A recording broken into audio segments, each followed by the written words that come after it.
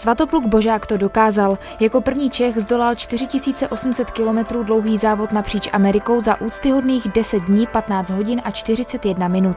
Tímto výkonem se zařadil mezi nejlepší ultramaratonce světa, a to přitom jako amatér, který trénuje po práci. Pojďme se tedy podívat, co jeho heroickému výkonu předcházelo. Celá myšlenka na pokoření nejtěžšího závodu světa, se kterým si nezadá ani Tour de France, uzrála ve Svaťově hlavě poté, co objel poloviční délku v závodě okolo Rakouska. Letos si potvrdil svou formu 8. místem v závodě kolem Slovinska, kde porazil i některé profesionály a zařadil se tak mezi světovou ultramaratonskou elitu. Tak RAM je nejtěžší závod na světě, je to 4800 km, 3000 mil s výškovým převýšením víc jak 32 km a je to závod non-stop. To znamená, že opravdu kdo jede do cíle na umístění, spí minimálně, vše se odehrává za jízdy, je to opravdu souhra týmu a závodníka, je to to nejtěžší, co může být.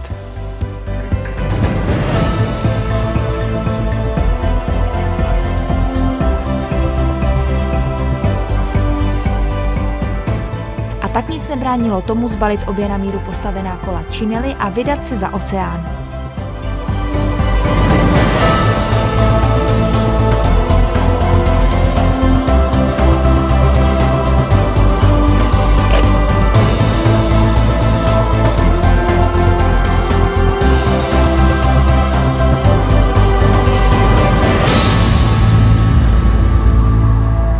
Českého závodníka na cestě za jeho americkým snem doprovázel 7členný tým, včetně manželky Lenky, která byla hlavní Svaťovou oporou. My jsme sehraná dvojka a nedokážu si představit bez něho být.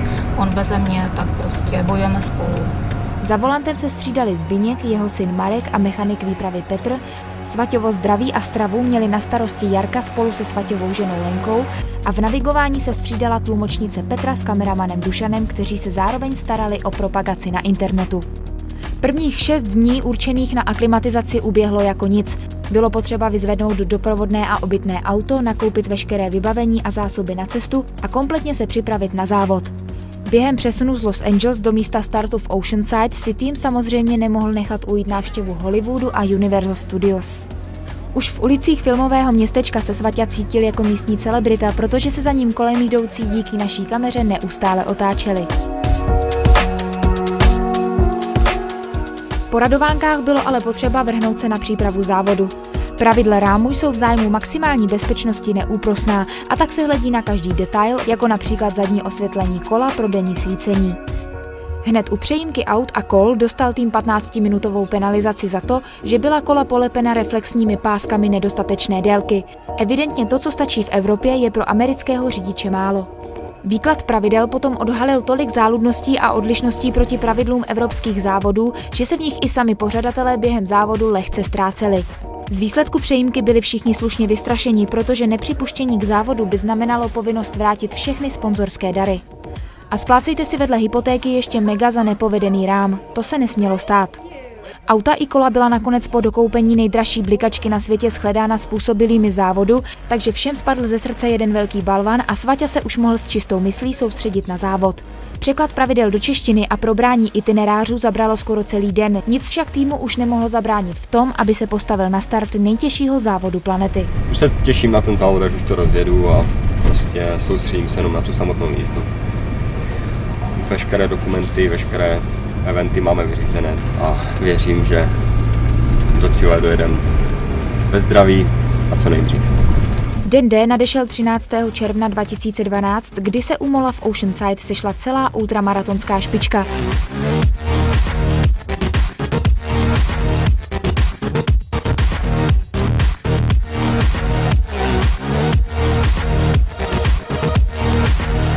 Je úžasné, jaká mezi těmito lidmi panovala atmosféra. Svaťa si popřál štěstí s druhým Čechem na rámu Jiřím Hladíkem. Dokonce i loňský vítěz Christoph Strasser popřál Svaťovi good luck. Všem vám moc krát děkuji za to, co jsme prožili teď před tím závodem a za to, co ještě prožijem. Věřím, že toho nebude málo, ale do cíle dojedem, to si pište. Všichni, jak vás tady všechny vidím, jednotlivě. Takže moc krát vám díky. Děkuji moc. Díky moc. Za chviličku startujeme, teď před startem mám absolutně prázdnou hlavu. Myšlenky nejsou prakticky žádné, jenom moc na to odstartovat a jet a dojet. Dojet samozřejmě v co nejlepším čase, to je další moje priorita a všechno ostatní už záleží na okolnostech, které nás budou během toho závodu doprovázet. 5, 4, 3, 2, 1,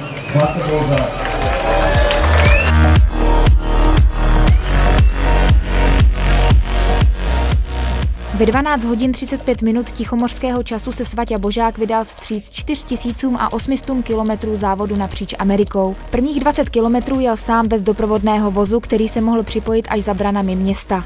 Tam se také změnilo počasí. Mraky halící startovní městečko Oceanside se rozpustily a uvolnili cestu spalujícímu žáru slunce. A to už závodníky smažit nepřestalo. V prvních kopcích nad Bourigo Springs byl vzduch tak teplý, že cyklistům doslova leptal dýchací trubici. Není divu, že v takovém prostředí Svaťu dostihl předposlední startující loňský vítěz Christoph Strasser. Ten se na rám připravoval přímo v poušti, takže byl na extrémní horka mnohem lépe připraven. Svaťa jej bez jakékoliv známky soupeření při průjezdu přátelsky povzbudil. Vždyť skromnost a pokora patří k nejdůležitějším ctnostem ultramaratonců.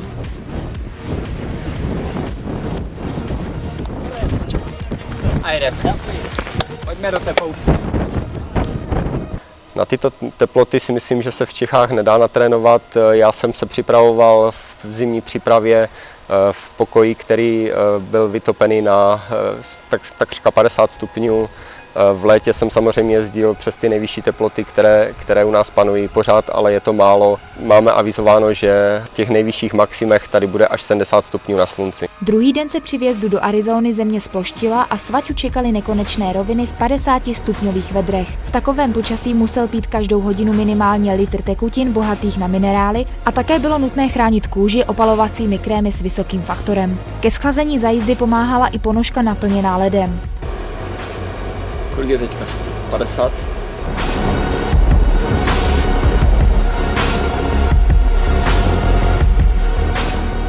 Svaťa nakonec první den a noc v poušti zdárně překonal a prakticky beze spánku za prvních 24 hodin v sedle urazil fantastických 600 kilometrů. Takové štěstí však neměli všichni nováčci na rámu. Třeba Dick Crispin z Belgie musel kvůli dehydrataci závod vzdát. I got dehydrated in the desert in Arizona. Just before time station 5. So I had to go to hospital. My kidneys were not functioning anymore in a proper way, so it was life-threatening to continue. So I quit because health comes on the first place. Americké počasí Svaťovi nic nedarovalo a během závodu nemilosrdně ukazovalo všechny svoje extrémy. Pekelné vedro dokonce v údolí Grand Canyonu vystřídali kroupy a déšť, ale jakmile Svaťa zastavil, aby si navlékl pláštěnku, bylo zase po dešti. Druhou noc šel Svaťa spát na pouhou 1 hodinu, aby po rozbřesku mohl dále pokračovat. Čekal ho totiž jeden z nejkrásnějších dní na celém rámu, průjezd rudým Monument Valley.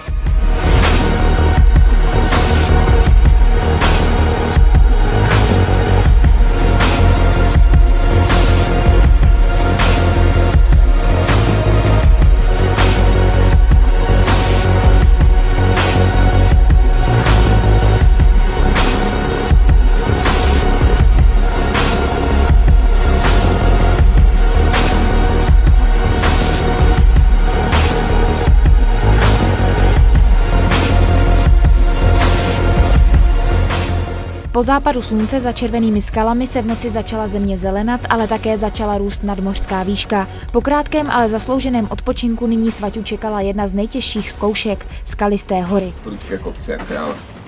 A padáky dobré. Zima. No a samé takové ty. Koníci na cestě. Na cestě byl přijetý zajíc. Líška vyběhla, cukla, urvala střeva a zhrla. Jako kluk z Beskice na táhlé horské výšlapy sice těšil víc než do pouště, ale v horách Rocky Mountains musel Svaťa vyšlapat do nadmořské výšky, v jaké v životě nikdy nebyl. A to nebylo zadarmo. Prakticky nejtěžší zkouškou bylo zdolání nejvyššího bodu na trase letošního rámu, stoupání k průsmyku Wolf Creek Pass. Ačkoliv to nebylo nejprudší stoupání závodu, k vrcholku ve výšce přes 3300 metrů nad mořem Svaťa šlapal téměř 30 kilometrů. Pořadatelé závodníky před startem v žertu upozorňovali, že koho nepoloží poušť, má velkou velkou šanci závod zabalit právě při překonávání Wolf Creeku. To je pro vás. A že to není procházka růžovým sadem, o tom svědčil pohled na Svaťu během nekonečného stoupání k průsmyku. Bolest a únavu mu pomáhala překonat fotka jeho rodiny, nalepená na horní rámové trubce. Rodina to dělám, chápeš to?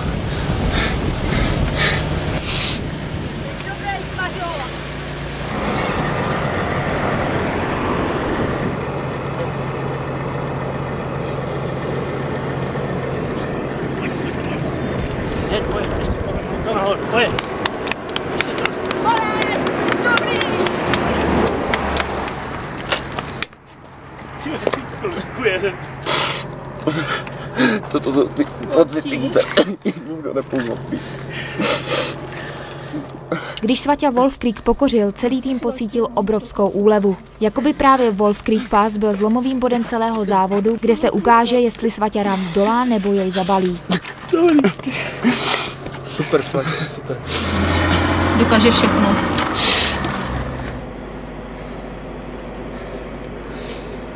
Pro vás je to jasné? Proto člověk tak dře, aby to tohle dokázal pro všechny.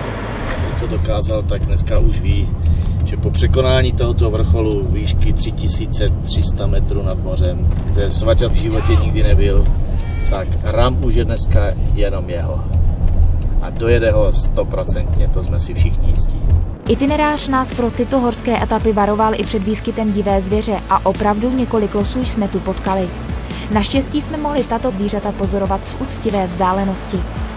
Nakonec však Rocky Mountains ukázali i svoji přívětivější tvář, a to když Svaťa postupně klesal na východ do nížin Koloráda. Sjezdy kolem jezer byly doslova za odměnu, stejně jako starobyle působící města pod horami.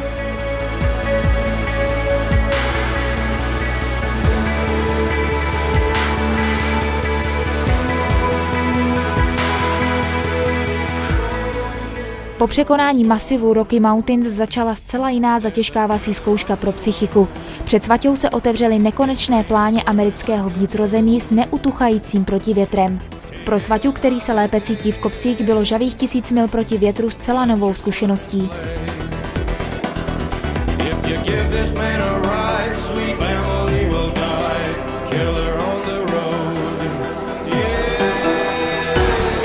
Obilná pole, kam až člověk dohlédne, občas vysoká věž obilného sila a zase roviny. Organizátoři na kansaské pláně upozorňovali se slovy: 1000 mil pojedete stále rovně a po 3 dnech zabočíte lehce doleva.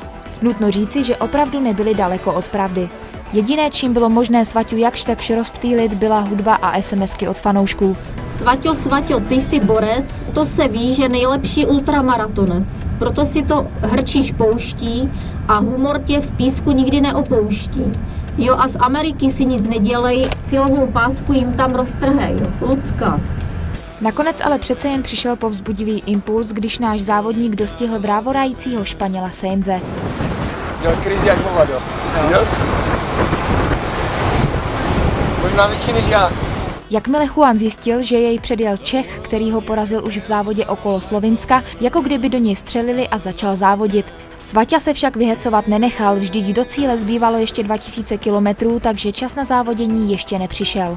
Že se cítím dobře, kromě těch noh, které mám vydupané z těch kopců, z toho Colorada, z toho nedostatku spánku, no a tak to už, no, to je ten závod.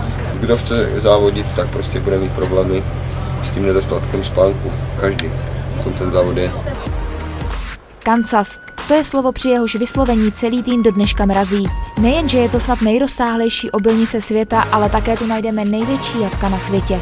Pohled na všudy přítomná stáda dobytka stojící v neutěšených podmínkách podél silnic je skličující. Nic tak otřesného jsme nezažili a chuť hamburgerů zhořkne při pomyšlení na nebohé krávy pařící se ve strašných vedrech jedna vedle druhé. Rozedřené tříslo. Totálně. K neúprosnému vedru se přidala další nepříjemnost, a to vlhkost. Ta byla mnohem větším nepřítelem než samotné vedro, protože pot v takových podmínkách neosychal a člověk se tím pádem nechladil. Právě naopak, ve vlhku vlastního potu se na sedle snáze rozedřela třísla, takže Svaťu začaly trápit ještě opruzeniny. Pomáháme si tak, že vlastně ty třísla se snažíme zatejpovat, aby se netřely plochy, aby to trošku sušilo ten pot. Tak to je napříjemné, že nemůžu šlapat, sedět pořádně, no. Ale tak co už. všechno se spraví. Tak frčí.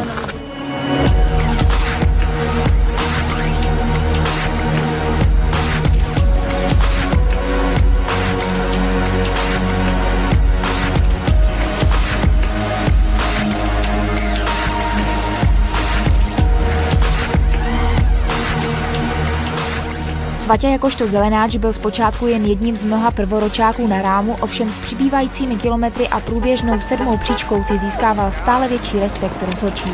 Z neúprosných hlídačů se postupně stávali přátelé, kteří neskrývali obdiv k výkonu českého borce. Svaťa cítil také obrovskou podporu od lidí doma. Na Facebooku vznikl jeho fanklub, který svými SMS-kami Svaťu neuvěřitelně hnal kupředu. Během 1 hodiny mu přišlo klidně 30 SMS. Další zprávy. Zdravím Svaťu a celý tým. Mě to furt hlava nebere, vím, že Superman vydrží hodně, ale přelítnout půlku Ameriky v takhle krátkém čase neuvěřitelný. Bomba, neskutečná atmosféra. Absolutně mě to nabílo a můžeme jít další den v kuse. Na jeho počest se také v Rožnově pod Radhoštěm uskutečnil sraz fanoušků, a to přímo pod okny radnice.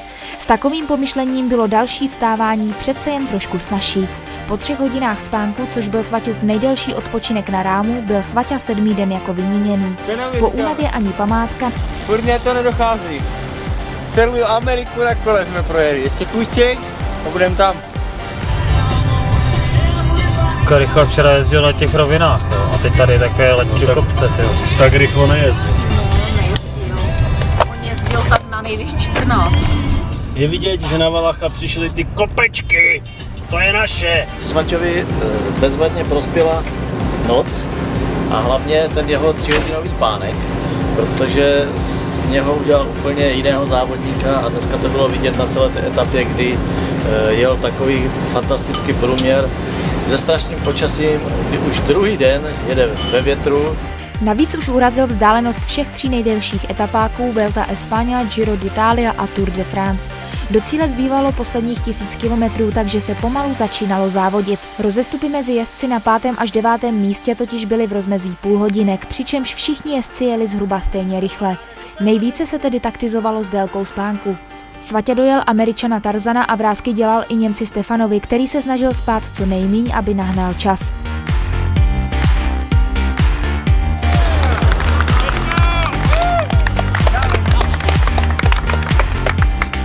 Ty toho Tarzana, vole, dobře hecuješ, on tu ani nezastavuje, on jel. Sám přímo.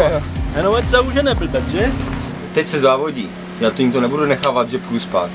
Toto je to, kdy se začíná závodit. Když to necháme na zítra, tak už prostě tu ztrátu nejsem schopný stáhnout. Kdyby. Jestli se cítíš v pohodě, tak a cítíš se na to, tak proč? Tak jedem, ano? Jako počítám s tím, že přijdou krize, ale je to prostě rám. Prosím tě, usmíj se. Celou dobu jsme to řešili tím, že se šlo odpočinout a spát. Teďka se dá relativně rozhodnout. Jenže místo závodění se málem stala tragédie. Svaťa musel mít hodně pracovitého anděla strážného a také je jistě chránila síla jeho fanoušků. Jak jinak si vysvětlit, že unikl fatální nehodě? V noci již asi po 3. za sebou dojížděl borce Tarzan Rides, se kterým se 7. noc neustále předháněli. Místo, aby se Svaťa opět vydal předjíždět, se najednou jakoby stáhnul, takže mezi oběma doprovodnými auty se vytvořila zhruba 100metrová mezera. A do té vjel zezadu místní station, který Svaťu a doprovodný vůz předjel. V tu chvíli se ozvala obrovská rána a právě do tohoto auta před Svaťou to z vedlejší silnice napálil černý džíp. Rozsekal station čumák na padrť, zacouval a ujel. Naštěstí se nikomu nic nestalo a odnesli to jen plechy.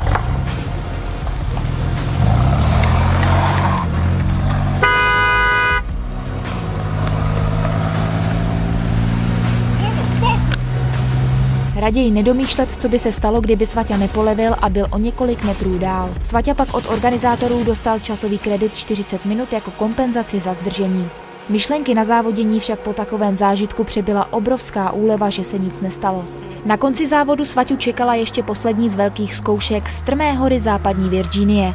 Kopce tam byly sice menší než ve skalistých horách, ale za to mnohem prudčí a hlavně několik posledních etap vedlo po dálnicích za plného provozu. Není divu, že se veškerá únava ve spojení se strachem z rychle projíždějících aut promítla do krizové situace. Víš sám, že nesnáším 10krát opakování. Sám si to říkal, že to rozumíš. A teďka děláš přesný opak.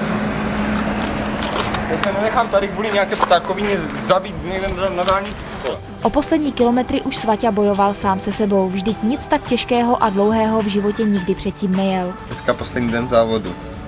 Zbývá 145 km, 3 etapy a máme hotovo. Cítím se hodně unavený, ale těším se na to finále, na tu euforii, až prostě už to zakončíme. 52. kontrola byla časovým limitem pro vpuštění do cílové pasáže a tak po podepsání plachty se jmény všech závodníků, kteří se dostali až sem a uctění památky legendy rámu Jureho Robice u jeho kola, se Svaťa vydal vstříc poslední noci v sedle. Po rozednění Svaťa dorazil do prosluněného přímořského městečka Annapolis, kde se časomíra jeho závodu napříč Amerikou zastavila na hodnotě 10 dní, 15 hodin a 41 minuta. Svaťa do cíle dorazil jako 6. muž celkově a zároveň pokořil rám jako první Čech v historii. V cíli na něj s celým týmem čekal i druhý Čech letošního rámu Jirka Hledík, jemuž však zdravotní důvody bohužel nedovolili závod dokončit. Pro mě velká zkušenost, jsem strašně rád, že jsem dojel na 6. místě ve světové konkurenci. Samozřejmě únava je neskutečná, takže první dny, které budou teďka, tak 100% spánkem, odpočinkem, relaxací. Kdybych věděl, že ty podmínky budou takové, jaké budou, tak bych to jel znova a byl bych rád, kdybych to mohl jet znova. První Čech, který zdolal Race Across America, je v cíli a čeká jej další rok příprav, tréninku a schánění peněz. Ale jak o Svaťovi řekl Christoph Strasser, je to bulldog, který když se do něčeho zakousne, nepustí. Navíc na rozdíl od Strassera svůj první ročník Svaťa dojel a tak má našlápnuto k tomu v příštím roce bojovat o medaile. Nejenže na to má výkonnost i odhodlání, ale nyní už Svaťa nabral i cenné zkušenosti, bez kterých se na nejtěžším cyklistickém závodě světa jezdec jen tak neobejde. Přejme mu tedy, aby se příští rok mohl opět postavit na start a rozšířil tak řady českých cyklistů, jako je Kulhavý, Štybar, Slavík, Prokop či Cink, kteří už zbytek světa na lopatky položili.